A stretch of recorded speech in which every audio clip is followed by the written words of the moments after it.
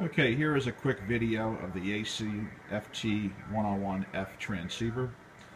It's a very late production radio, very high serial number, 8/1978 build date. Of all the Fs that I've seen in the past, usually the name tag had the printed label like the FV101B VFOs have. This one here actually has the embossed plastic, which is nice. We'll do a quick test on it here. We have it on the IFR analyzer. We're generating 50 microvolts on 14250. And you can see here, the S meter is reading about S9 plus 20 dB, which is about right. Usually these things were that hot or that high on 50 microvolts. You can recalibrate it for S9, but being it's meeting spec, I'm not going to touch it. Transmit power, we've got it tuned up here roughly. A quick tune. We'll key it up here, and you're seeing here 108 watts or so on the IFR. Grid current or plate current on the tubes. Everything's good. This radio is extremely clean. I wouldn't quite call it mint because I've been a long time since I've seen a mint 101. But this one is probably a 9 out of 10. One or two small marks on the case. The handle has a little wear to it, but nothing really noticeable from a distance. All the knobs are absolutely perfect. There's no chips on any of the knobs, which means the original owner was very careful. Turn that noise down. It is all bone stock, not a single modification to this radio can be found anywhere. It does have the optional CW filter, which we can show you here. See here?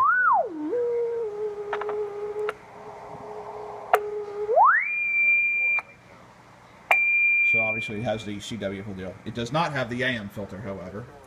So if you wanted to use it on AM, you might want to swap that filter out. We'll give you another tour here of the radio.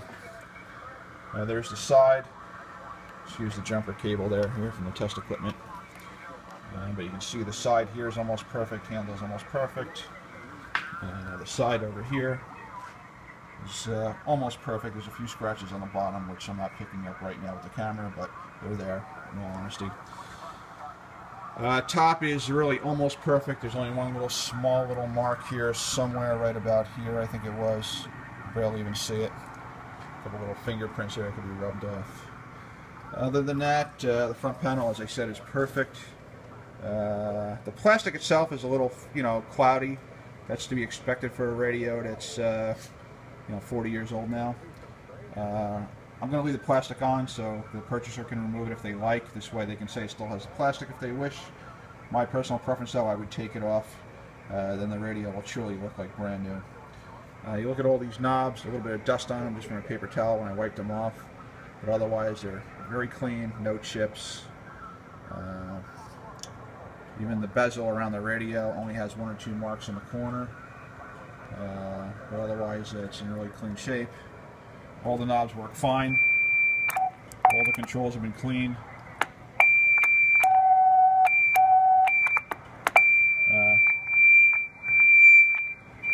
Volume is good. Band switch. Everything's working good. RF gain. External VFO switch. So there you pretty much have it. We'll give a quick look at the inside of the transceiver for those that want to see the inside here. Let's just loosen up that screw here for a minute. We'll pull the cover off. Okay. Excuse me a minute here. Okay, look at the inside here. Once again, the inside's extremely clean.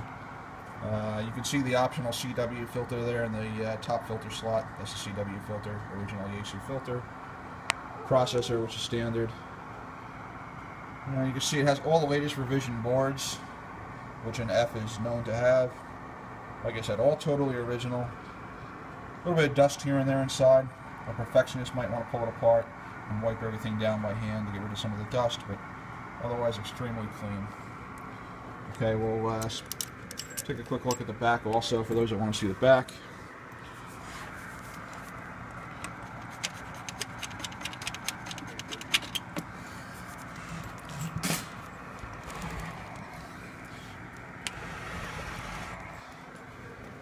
Okay, here's the back. Obviously it has a fan. Fan is working fine, nice and quiet, nice and clean. Original fan, serial number on the fan matches basically the serial number of the radio, so that's all original. Serial number HN380294, which is probably one of the last few made. Everything looks intact.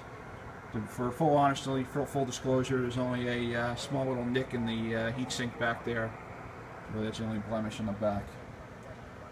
So there you have it. There's the FT-101E. We'll take one more quick look inside. Best as we can focus in here. Let me just flip it around one last time for one final look at the front.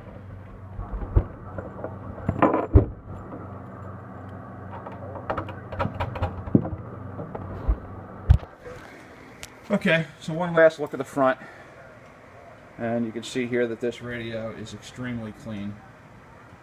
So any questions, feel free to email me, kilo2charliebravo@comcast.net. I'll be happy to answer any questions any interested parties may have. Okay, thank you for watching the video.